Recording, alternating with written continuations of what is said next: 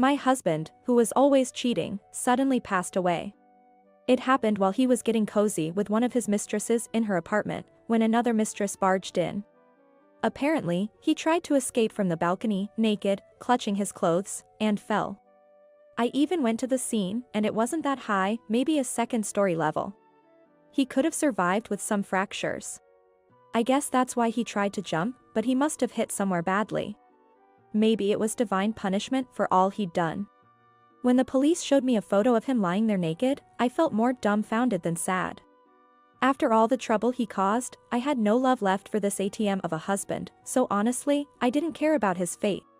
Now, my big problem is my mother-in-law. I'm Lily, a working housewife nearing 45.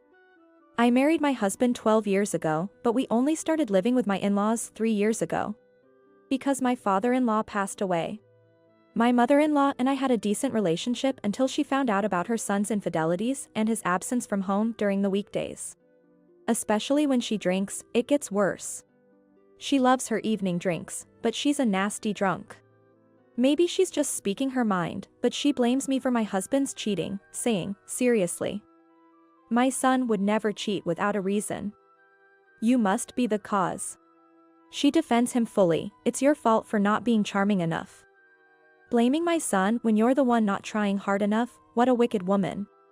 And she complains, why do I have to live with you, a stranger, and your daughter who looks just like you? I was looking forward to living with a handsome grandson who resembles my son, not with someone like you. It infuriates me when she talks about my daughter. I told her, with all due respect, it's your son who doesn't want to leave me. And it was you who wanted to live together. But she just dismisses it, be quiet. Don't you feel ashamed of such obvious lies? After all, a daughter-in-law is supposed to serve her mother-in-law, not talk back.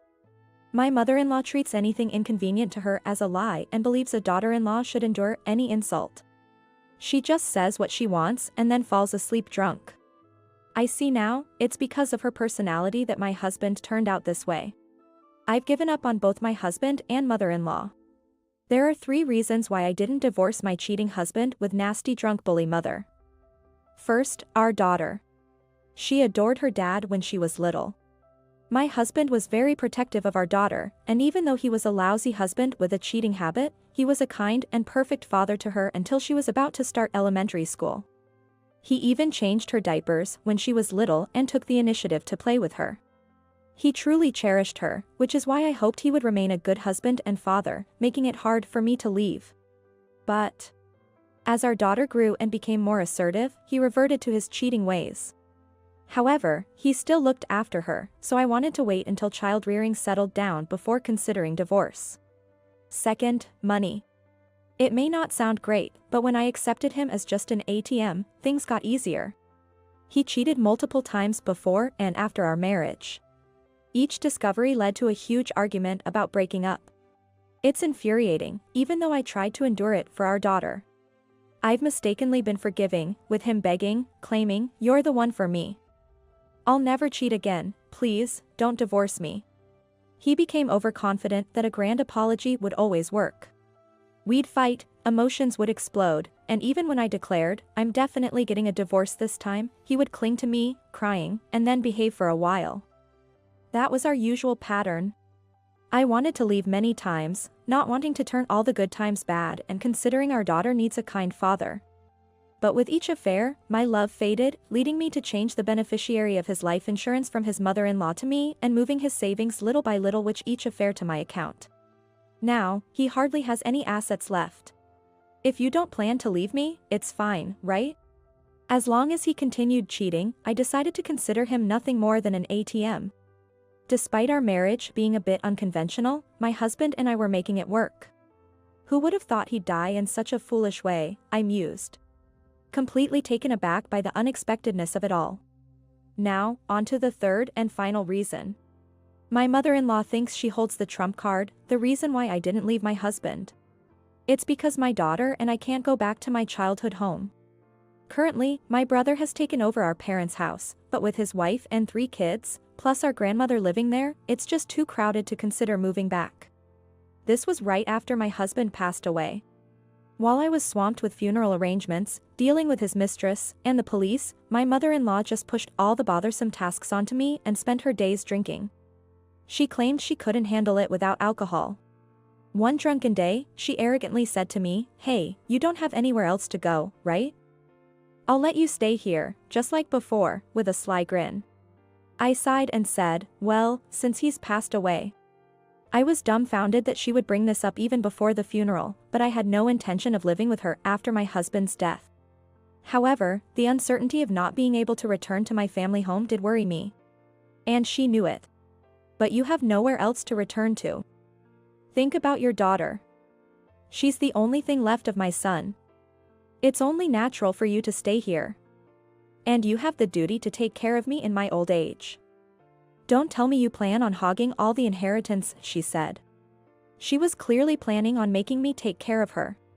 There isn't much in terms of my late husband's personal assets, but she doesn't know that. Instead of replying, I asked her, "Aren't you sad that your much bragged about son is gone?" "Of course, I'm sad. But his foolish end is too embarrassing to tell anyone." "Couldn't he have managed things better?" she said angrily. I felt conflicted hearing her say that. Is that all you have to say? Despite always siding with her son, even when he was unfaithful, it seemed her own reputation and concerns about her future were ultimately more important to her. That's when it hit me. I remembered hearing somewhere that unlike divorce, the death of a spouse doesn't sever the ties with the in-laws. But there was no way I was going to let her take advantage of me. I politely excused myself from the conversation with my mother-in-law, saying, "Sorry, I'm really busy with arrangements right now," and left. I started searching for a lawyer on my smartphone, planning to consult them as soon as the funeral was over. A few weeks passed.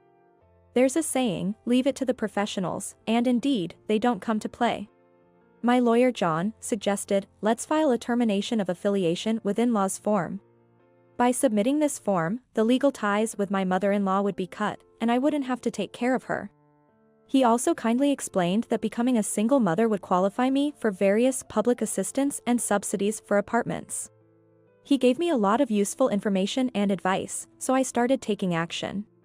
I had been worried about not being able to return to my family home, but my daughter, now in 4th grade, had grown up. She didn't need as much attention. Determined to live in an apartment with just the two of us, I began looking at real estate options. I consulted John about my late husband's inheritance. Fortunately, most of the assets were already in my name, and I had meticulously organized all the insurance policies and documents when we changed the beneficiary of his life insurance, so all the procedures went smoothly. Then, following John's advice, I decided to take revenge on my husband's mistresses.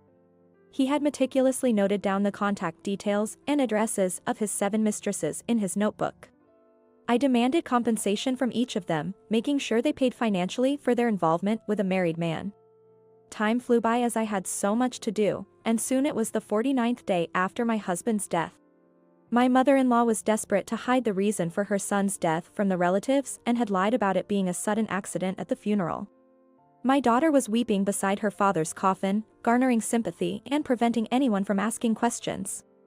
However, I later heard from a relative that at the memorial service, everyone had already heard the real reason through rumors.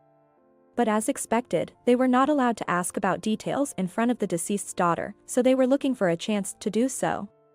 People are naturally curious about shocking news, especially when it's about someone they know. After the memorial service was over, the dinner began and drinks flowed. My daughter, her stomach growling after the meal, said, "I'm going to explore the area a little bit," and left the table. Seizing the opportunity, one of the relatives asked my mother-in-law, "Is it true that your son was involved in a messy affair?" At that moment, my MIL's face contorted with rage. Having had a few drinks, she couldn't hold back. Why do they know about that? Lily must have leaked it. She was furious. It was a complete false accusation. Actually, my husband's fall had made a bit of news. He didn't fall from our house, but from an apartment elsewhere. Anyone watching the news could guess from the situation, and above all, my mother-in-law dug her own grave by admitting it. Not only that, she created a huge scene at the memorial service, yelling, "How dare you spread our family's shame to others? You're the worst daughter-in-law ever." I could only manage to say, "It wasn't me." Please calm down, but she wouldn't listen. You're such a lousy wife, my son turned to other women because of you. It's your fault he's dead, she accused. One of the uncles intervened, that's going a bit too far, isn't it? But she snapped back, quiet. I'm just disciplining my daughter-in-law. Because of her, my poor son had to seek comfort in other women. The relatives looked at her disapprovingly, whispering things like, with a mother like that, no wonder the son turned out that way, and that poor soul can't rest in peace with a mother like her. In contrast, I was comforted with words like, you had it tough, with a mother-in-law and husband like that. You should have ditched them sooner, and if you need anything, don't hesitate to ask. We're here to help. My mother-in-law, not liking this, continued to rant and rave while drinking more. Even my daughter who returned was yelled at, I never needed an unlovable granddaughter like you. You two should just leave, before she passed out. I had been waiting for this moment. The next day, my daughter and I were busy packing when my mother-in-law woke up around noon. Seeing us, she asked, are you planning to go somewhere? We're leaving, as you told us to. She looked surprised for a moment, then smirked, don't lie. You have nowhere to go. No, I've rented an apartment. If I can't return to my family home, I'll just live somewhere else. What? Then who will take care of me? That's for you to figure out. Oh, and I've filed a termination of affiliation with in-laws form, so I'm technically a stranger to you now. What is that? It means I'm no longer your daughter-in-law. But, my granddaughter is still my son's child. She's related by blood. I'll have her take care of me instead. Absolutely not. I won't let my daughter's future be ruined by caregiving. You publicly disowned her and told us to leave in front of the relatives, remember? They've all agreed to be witnesses, we're leaving, just as you wished. After my mother-in-law passed out the day before, I had explained everything to the relatives and informed them of my decision to leave. Seeing my MIL's tantrum, they all understood and agreed. My mother-in-law was frustrated and stomped her feet in anger. Then leave my son's inheritance. The inheritance is nothing but his debts to payday lenders. Will you pay them off? Despite me having all his savings and salary, he still found money to fool around. While investigating my husband's affairs, I discovered he had secretly accumulated debt. How much is it? She asked apprehensively. Around $30,000. Oh, I'm renouncing the inheritance, so please take care of it all. As I left my stunned mother-in-law behind, I felt relieved knowing I was escaping the debt. Renouncing the inheritance was my only way out. I will receive alimony from 7 people and also my husband's life insurance. The life insurance is not subject to inheritance, so it doesn't matter if I renounce it. But my mother-in-law couldn't renounce it, or rather, she didn't want to. After my father-in-law passed, everything was transferred to my husband's name for inheritance planning. If she renounced the inheritance, she would lose the house she lived in. Since I had no intention of continuing to live in that house, renouncing the inheritance didn't bother me. I'll pay off the $30,000.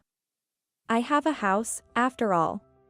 She shouted from a distance, but she was being naive. She would have to repay it with her pension, but the scary thing about payday loans is that the interest keeps growing, and the debt could become unmanageable and even increasing over time. It's a quick path to a debt trap. No matter how much she begs in the future, my daughter and I have no intention of helping her. After she passed out at the memorial service, I made sure to declare this to the relatives and secure their support. Since then, my daughter and I started living in our apartment. Life with the two of us is stress-free, comfortable, and happy.